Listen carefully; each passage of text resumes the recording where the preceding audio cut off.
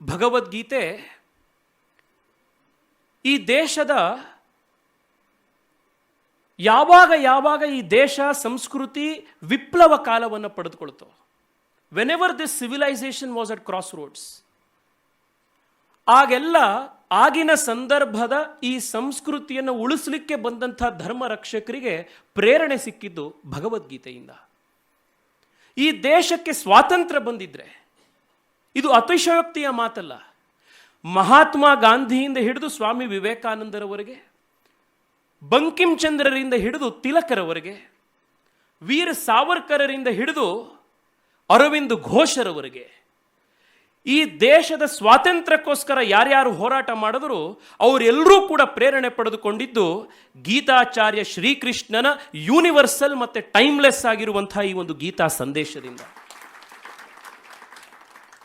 ಭಗವದ್ಗೀತೆ ಈ ದೇಶದ್ದಾಗಿರ್ಬೋದು, ನಮ್ಮ ಧರ್ಮದ್ದಾಗಿರ್ಬೋದು, ಆದರೆ ಈ ದೇಶಕ್ಕೆ, ಈ ಧರ್ಮಕ್ಕೆ ಸೀಮಿತವಾಗಿರುವಂಥ ಗ್ರಂಥ ಅಲ್ಲ. ಇದು ಯುವಕರಿಗೆ, ವಯಸ್ಸಾದವರಿಗೆ, ಅಥವಾ ಇದು ಪುರುಷರಿಗೆ, ಸ್ತ್ರೀಯರಿಗೆ, ಹೀಗೆ ಯಾವುದೇ ಭೇದ ಭಾವವಿಲ್ಲದೆ ಈ ಪ್ರಪಂಚದ ಮೇಲೆ ಜನಿಸಿರುವಂಥ ಪ್ರತಿಯೊಬ್ಬ ಮನುಷ್ಯನಿಗೂ ಕೂಡ ಸಾರ್ವಕಾಲಿಕವಾಗಿ ಪ್ರೇರಣೆ ಕೊಡುವಂಥ ಒಂದು ಅತ್ಯಂತ ಮುಖ್ಯವಾಗಿರುವಂಥ ಒಂದು ಸಂದೇಶ ಗೀತೆಯ ಸಂದೇಶ. ಗೀತೆಯ ಸಂದೇಶ ಹೇಡಿಗಳಿಗಲ್ಲ. ಗೀತೆಯ ಸಂದೇಶ ನನ್ನ ಕೈಲಿ ಏನೂ ಆಗೋದಿಲ್ಲ ಅಂತ ಸೋತಿರುವಂಥ ವ್ಯಕ್ತಿಗಲ್ಲ. ಗೀತೆಯ ಸಂದೇಶ ಹೃದಯ ದೌರ್ಬಲ್ಯವನ್ನು ಇಟ್ಕೊಂಡಿರುವಂಥ ವ್ಯಕ್ತಿಗಲ್ಲ. ಗೀತೆಯ ಸಂದೇಶ ಇರುವಂಥದ್ದು ತಾಕತ್ತಿರುವಂಥ ವ್ಯಕ್ತಿಗೆ, ಶಕ್ತಿಯ ಪುಂಜನಾಗಿ ಬೆಳಿಬೇಕಾಗಿರುವಂಥ ಯುವಕನಿಗೆ ಗೀತೆಯ ಸಂದೇಶ ಇರುವಂಥದ್ದು. ಅರ್ಜುನ ಇದರಲ್ಲೊಂದು ಪ್ರತೀಕ.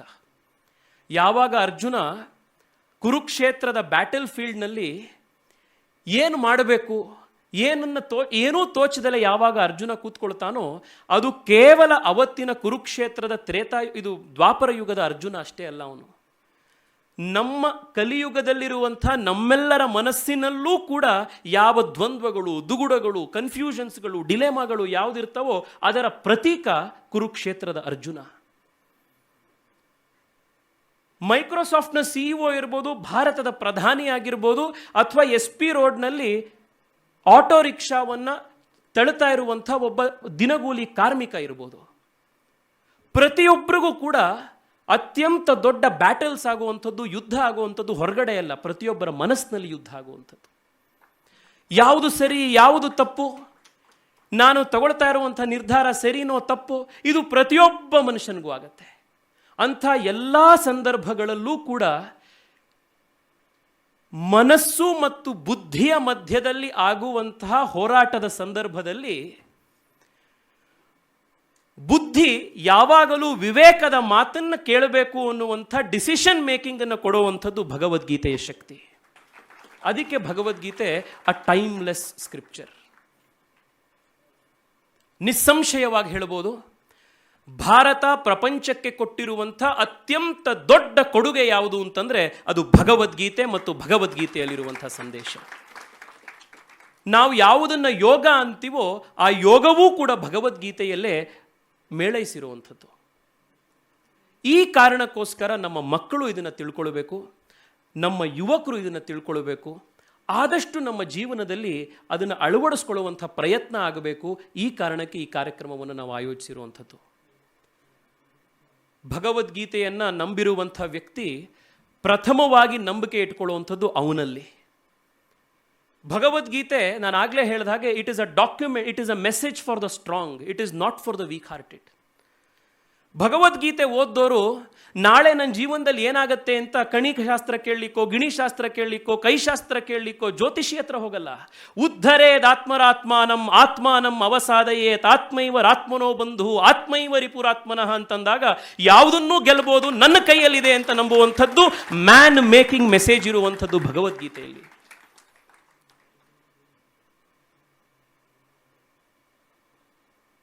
ಟೈಮ್ಲೆಸ್ ಆಗಿರುವಂಥ ಮೆಸೇಜ್ ಇದು. ಒಂದೇ ಒಂದು ಇದ್ರ ಬಗ್ಗೆ ಇನ್ನೂ ಮಾತನಾಡಬೇಕು ಅಂತಿತ್ತು, ನಾನು ಇನ್ನೂ ಪಾಯಿಂಟ್ಸ್ ಮಾಡ್ಕೊಳ್ಳೋ ಅನ್ನೋ ಅಷ್ಟೊತ್ತಿಗೆ ನನ್ನನ್ನು ಕರೆದುಬಿಟ್ರು. ಆದರೆ ಒಂದೇ ಒಂದು ಮಾತು ಹೇಳಿ ಇವತ್ತು ಪ್ರೈಸ್ ಡಿಸ್ಟ್ರಿಬ್ಯೂಷನ್ ಮಕ್ಕಳಿಗೆ ಇವತ್ತು ಕೊಟ್ಟು ನಾನು ಹೊರಡಬೇಕು.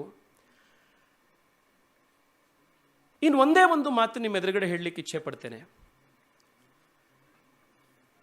ಹಿಂದೂ ಧರ್ಮಕ್ಕೂ ಇಸ್ಲಾಂ ಮತ್ತು ಕ್ರಿಶ್ಚಿಯಾನಿಟಿ, ಜುಡೇಯಿಸಂನಂಥ ಬೇರೆ ಬೇರೆ ಒಂದು ಮತಗಳಿಗೂ ಏನು ವ್ಯತ್ಯಾಸ? ನೀವು ಭಗವದ್ಗೀತೆಯ 18ನೇ ಅಧ್ಯಾಯ ನೋಡಿದಾಗ ನಮಗೆ ಈ ಒಂದು ವಿಚಾರ ಬಹಳ ಸ್ಪಷ್ಟ ಆಗುತ್ತೆ. Why are Hindus the way they are? ಈ ಎಲ್ಲ ಬೇರೆ ಮತಗಳ ಒಂದು ಹೋಲಿ ಬುಕ್ಸ್ ಅಂತ ನಾವೇನು ಕರಿತೀವಿ, ಆ ಪುಸ್ತಕಗಳಿದೆ, ಅವು ನಂಬಿಕೆಯ ಮೇಲೆ ನಿಂತಿರುವಂಥ ಒಂದು ಮತಗಳು. They stand on the strength of belief. ಹೀಗಾಯ್ತು, ಈ ರೀತಿಯ ಸಂದೇಶ, ಇವರು ಅವತಾರ ಆಗಿದ್ರು, ಇವ್ರು ಹೀಗೆ ಹೇಳಿದ್ರು, he is the last prophet, he is the son of God, ಇದನ್ನು ನಂಬಬೇಕು. ನಂಬಿಕೆಯ ಮೇಲೆ ಇರುವಂಥ ಒಂದು ಮತಗಳು. ನೀವು ನಂಬಲಿಲ್ಲ ಅಂತಂದ್ರೆ ಯು ಆರ್ ಎ ಹೆರೆಟಿಕ್.